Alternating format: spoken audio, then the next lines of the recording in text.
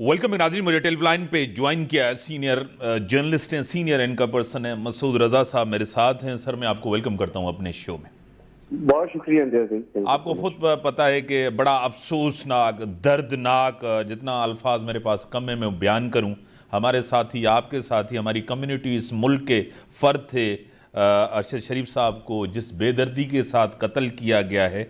मुल्क के अंदर बहुत सी बहसें चल रही हैं कि इससे पहले किसको इंसाफ मिला है तो इनको इंसाफ मिलेगा, क्या कहेंगे सर? जी बहुत ही अनफॉर्चुनेट है, और आप यकीन करें कि कल रात जिस वक्त ये पता चला है, तकरीबन रात 2:30-3 बजे का वक्त था, उस वक्त से इस वक्त तक मैं सो नहीं पाया पूरी रात और फिर आज का पूरा दिन। तो इंतहाई थका देने वाला पूरा ये सारा मसला है। हालांकि हम बहुत दूर बैठे हैं, लेकिन हमारी कम्युनिटी है और हमें अंदाजा है कि फैमिलीज पर क्या गुजरती हैं, और ये कोई उम्र नहीं थी अरशद शरीफ भाई की कि ये उस उम्र में वो चले जाते।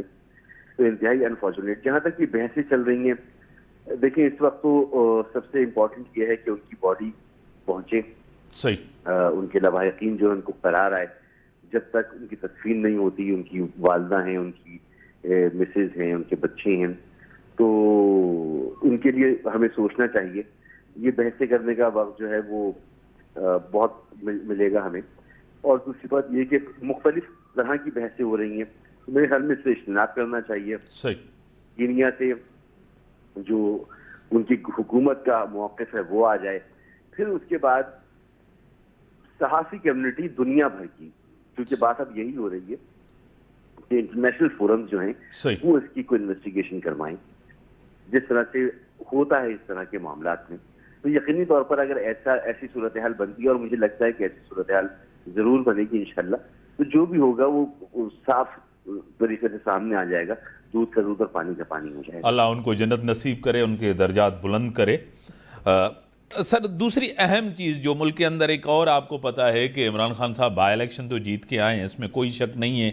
उनकी पॉपुलैरिटी जिस तरह आप और मैं हमेशा डिस्कशंस करते रहते हैं, और ये फैसला जो इलेक्शन कमीशन था उसके बाद जो फैसला, उसके बाद जो पब्लिक का रिएक्शन आया है, अब वो कहा जा रहा है कि पीटीआई के लोग जो है ना उससे थोड़ा सा कह रहे थे कि इतना कम रिएक्शन आया है, इतनी एक्सपेक्टेशन नहीं थी, उनको एक्सपेक्टेशन ज़्यादा थी कि बहुत ज़्यादा रिएक्शन आएगा। क्या कहेंगे सर?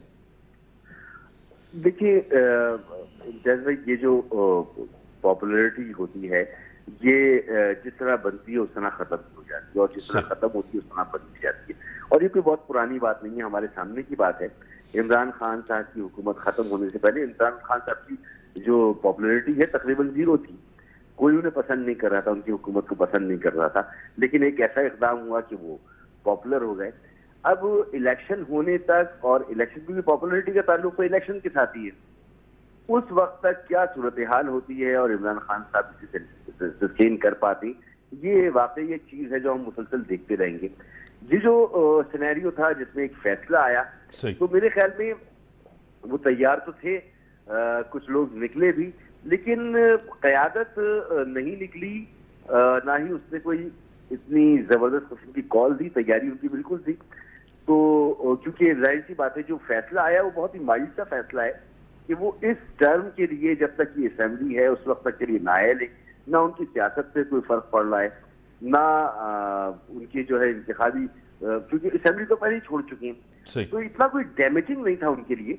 डैमेजिंग एक फैसला है जिसको वो चैलेंज कर देंगे। और मेरी वसीम सज्जाद साहब से परसों बात हुई, फॉर्मर चेयरमैन सेनेट और फॉर्मर सदर पाकिस्तान, तो उन्होंने भी यही बात मुझे कही कि इस केस में उनको दम मालूम नहीं होता, क्योंकि इलेक्शन कमीशन जो है जस्टिस मंसूर अली शाह साहब का जो हालिया फैसला है उसके मुताबिक वो कहते हैं कि election commission court of law नहीं है। तो वो रिकमेंडेशन दे सकता है और किसी की अहलियत का फैसला वो कोर्ट में होगा। वो फौजदारी मुकदमा जो उन्होंने कहा है, जी देखिए फौजदारी मुकदमा वो पहले सेशन अदालत में, सेशन अदालत के बाद हाई कोर्ट के बाद सुप्रीम कोर्ट, फिर सुप्रीम कोर्ट में एक और अपील, तो ये बहुत लंबा अरसा है।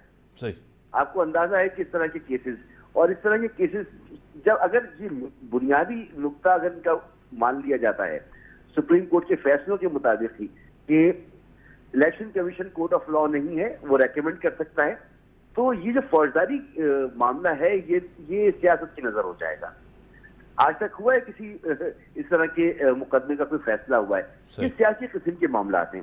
اور آپ دیکھیں نا، جہاں پاپولرٹی کی آپ بات کر رہے ہیں، عمران خان نے گوشواروں میں وہ رقم ظاہر نہیں کیا. توشہ خانہ یہی ہے نا. توشہ خانہ یہ تو نہیں ہے کہ توشہ خانے سے کچھ چوری کر لیا ہے، کہ کچھ لیا، کچھ بیچا، اس کے اوپر اخلاقی طور پر سوالات ہو سکتے ہیں. وہ جو اپنی بلند بانگ دعوے کیا کرتے تھے عمران خان صاحب، اس پر بڑی تنقید ہو سکتی ہے، لیکن قانونی طور پر غلط نہیں کیا. انہوں نے ایک پیمنٹ کی اور چیز لے لی اور پھر اس کو بیچ دیا اور اس سے پیسے آئے، اس کو گوشوارے میں نہیں کیا. اب ان کے وکلا سے جو میری بات ہوتی ہے وہ یہ کہتے ہیں کہ جی یہاں نہیں کیا، لیکن ہم نے ایف بی آر میں کیا، فلاں تاریخ کو، یعنی 31 تاریخ کو، غالباً جون کی یا مئی جون کی ہوتی ہے، اس تاریخ کو جو بیلنس تھا اکاؤنٹ میں وہ ہم نے پریزنٹ کر دیا. دوسری جگہوں پہ فلاں جگہ پر ہم نے یہ کیا ہوا ہے. تو ہمارے پاس پورا حساب کتاب ہے، ہمیں گھبرانے کی اس میں ضرورت نہیں ہے. صحیح، یہ کوئی اتنی بڑی بات نہیں ہے. سر آپ کو خود پتہ ہے کہ کافی چیزوں پہ مجھے بھی ہے اعتراض ہے، آپ کو بھی ضرور ہوگا. ایز اے پاکستانی ہم اپنے اداروں کے ساتھ ہیں، آئینی اداروں کے ساتھ ہیں. آپ بھی، میں جو آئین کہتا ہے اور آئین کے تحت ہی، آپ کو خود پتہ ہے کہ فائز صاحب نے بھی کافی باتیں کہیں جس کو میں کافی حد تک ایگری بھی کرتا ہوں کہ کسی ایک فرد کی وجہ سے آپ اداروں کو تنقید نہ کریں. بلاول صاحب نے بھی کل جو چیزیں کہیں اس کے بعد انہوں نے واپس بھی ایک کہا کہ مجھے یہ چیزیں نہیں کہنی چاہیے تھے، اس سے اور کھل کے کہنا چاہتے کیونکہ میں وزیر خارجہ ہوں. اور جس طرح انہوں نے بیان کیا کہ آپ جو احتجاج، جو نعرے لگے، جس کے لیے آپ کو بھی پتہ ہے، مجھے بھی پتہ ہے، ان کے سامنے جا کے کریں جو ان کو رہا کر سکتے ہیں. کیا کہیں گے سر؟ دیکھیں، یہ 2 ایونٹ ہو گئے. ایک یہ، اس سے پہلے جو ہے ایک میٹنگ ہوئی ہے پی ڈی ایم کی، نواز شریف صاحب بھی اس میں موجود تھے. وہاں پر نواز شریف صاحب سے پہلے میں اس کا احوال آپ کے سامنے بیان کر دوں کہ نواز شریف صاحب نے باقاعدہ جب ان سے سوال کیا گیا کہ جی آپ نے ٹسوری کو کیسے گورنر لگا دیا، تو انہوں نے کہا جی ہمارے ہاتھ بندھے ہوئے ہیں.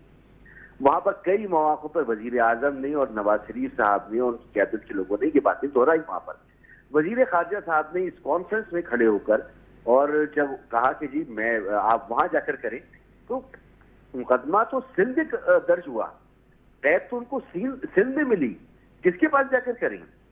اب صورتحال یہ ہے کہ آپ تو جمہوریت کے چیمپئن ہیں، آپ نے تو آئینی تبدیلی آپ لے کر آئے ہیں، آپ کا سب کچھ آئین کے مطابق ہے، آپ کسی کے دباؤ میں نہیں ہیں، کوئی آپ کے دباؤ میں نہیں ہے، تو پھر یہ بے بسی کی باتیں کیوں کر رہے ہیں؟ صحیح، یہ چیزیں ہیں جو لوگ دیکھتے ہیں اور پھر ان کی سارے تجربے کے باوجود، ان کے سارے نام و نمود کے باوجود لوگ جو ہے وہ پسند نہیں کرتے.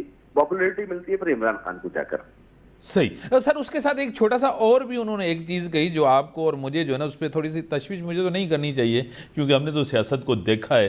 جب یہ اقتدار میں ہوتے ہیں تو بڑے پرو اسٹیبلشمنٹ ہوتے ہیں، جب اقتدار سے بات ہوتے ہیں بڑے اینٹی اسٹیبلشمنٹ ہوتے ہیں. پھر انہوں نے کہا ہے کہ اب جو ادارے ہیں وہ جو ہیں اس سے پہلے یعنی کہ اس کے بعد یعنی کہ تحریک عدم اعتماد سے اب وہ آئینی کردار ادا کرنے کی طرف گئے ہیں. کیا کہیں گے سر؟